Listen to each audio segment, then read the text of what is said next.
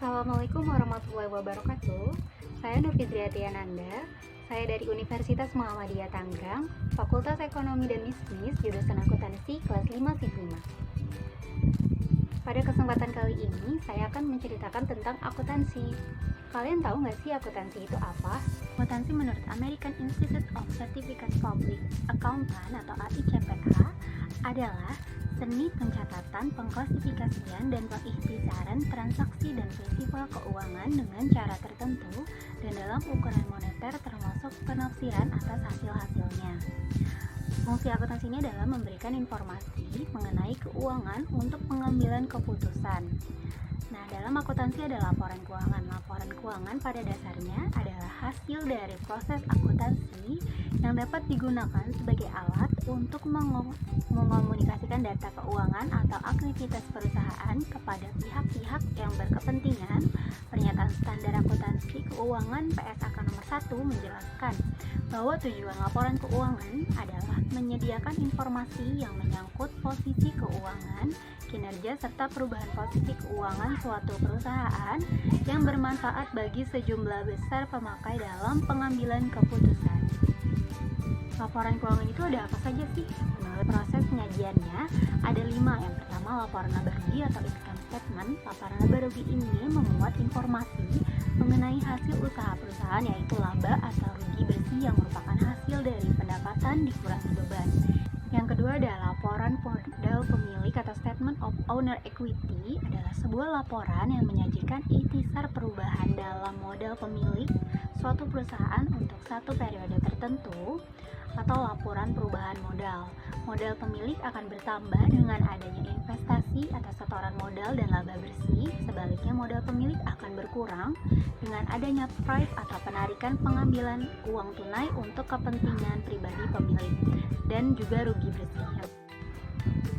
Yang ketiga ada neraca atau balance sheet, adalah sebuah laporan yang sistematis tentang posisi aktiva, kewajiban, dan modal perusahaan per tanggal tertentu. Tujuan neraca adalah untuk menggambarkan posisi keuangan.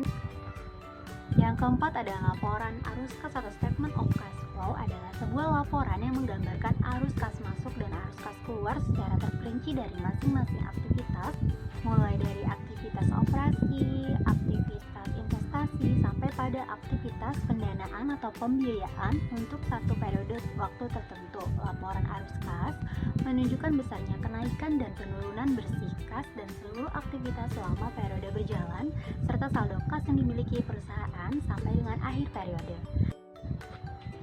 Selain itu, catatan atas laporan keuangan (notes to the financial statement) merupakan bagian integral atau satu kesatuan yang tidak dapat dipisahkan dari komponen laporan keuangan lainnya.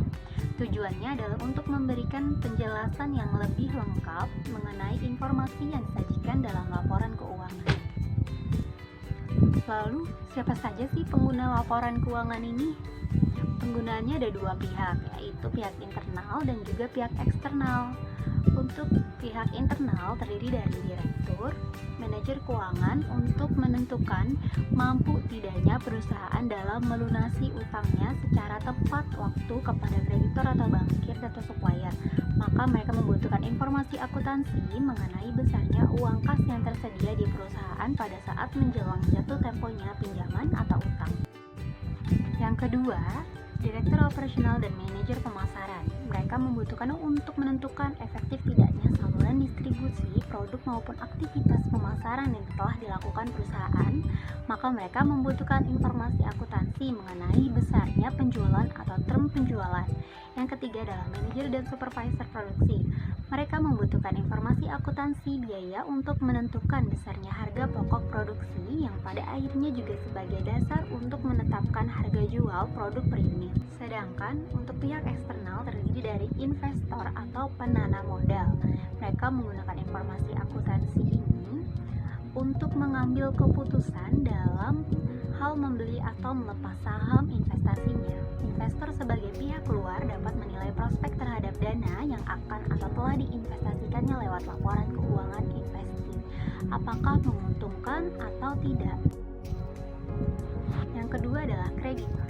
Seperti seperti supplier dan bankir. Dalam hal ini, kreditor dapat memperkecil risiko dengan cara mencari tahu seberapa bonafiditas dan likuiditas debitur lewat laporan keuangan debitur. Ketiga adalah pemerintah berkepentingan terhadap laporan keuangan perusahaan atau wajib pajak dalam hal perhitungan dan pendapatan besarnya pajak penghasilan yang harus disetor ke kas negara. Yang keempat adalah Badan Pengawas Pasar Modal mewajibkan public corporation atau emiten untuk melampirkan laporan keuangan secara rutin kepada Bapepam. Dalam hal ini, pihak Bapepam sangat berkepentingan terhadap kinerja keuangan emiten dengan tujuan untuk melindungi para investor. Yang kelima, ekonom praktis dan analisis menggunakan informasi akuntansi untuk memprediksi situasi perekonomian, menentukan besarnya tingkat inflasi, pertumbuhan pendapatan nasional, dan lainnya dan sebagainya.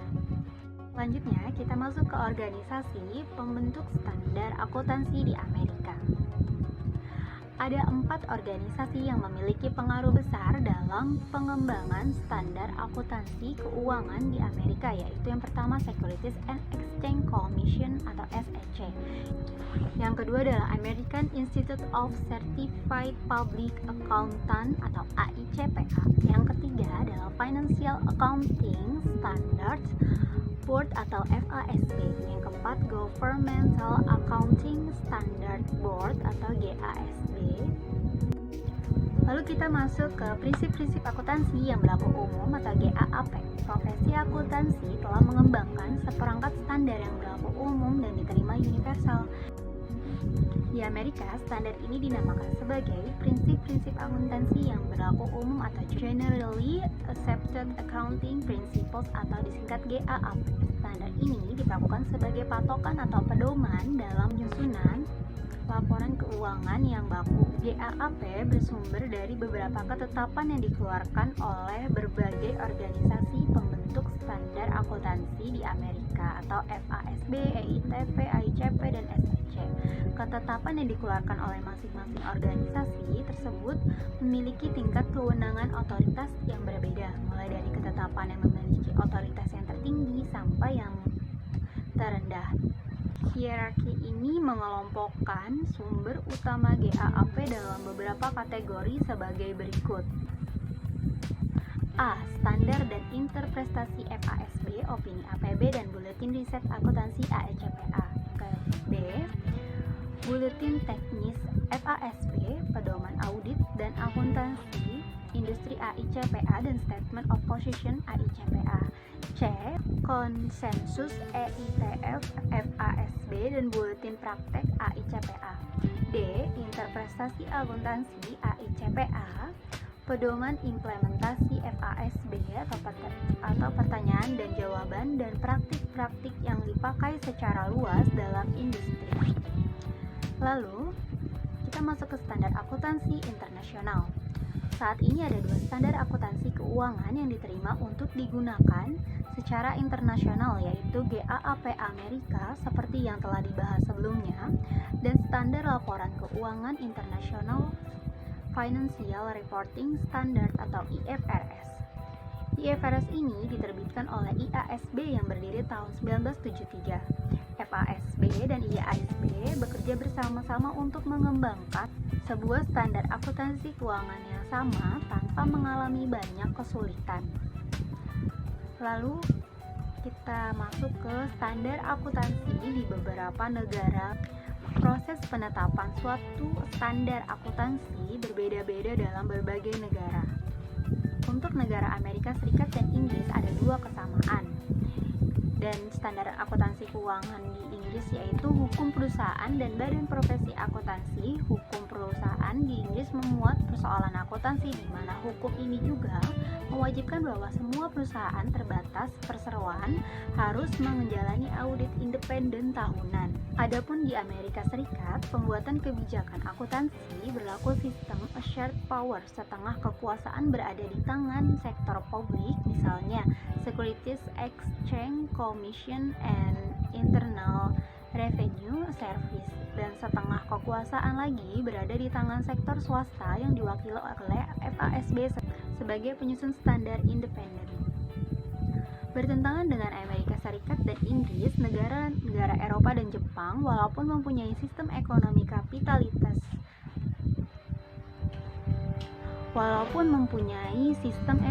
kapitalis, tetapi mereka secara historis tidak mempunyai ketergantungan pada pasar saham.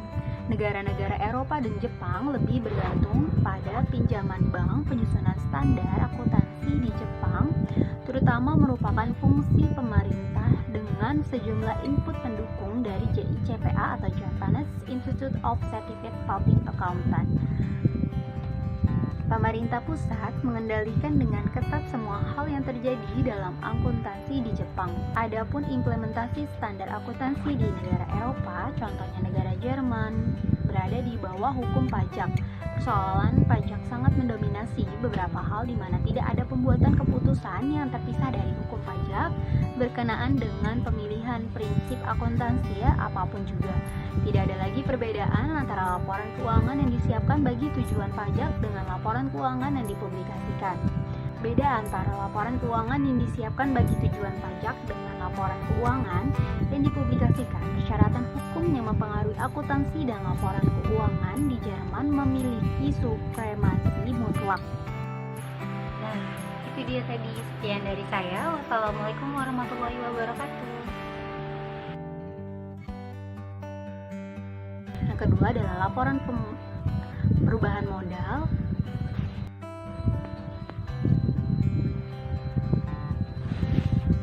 Selain itu, catatan atas laporan keuangan atau notes. Selanjutnya kita masuk ke organisasi.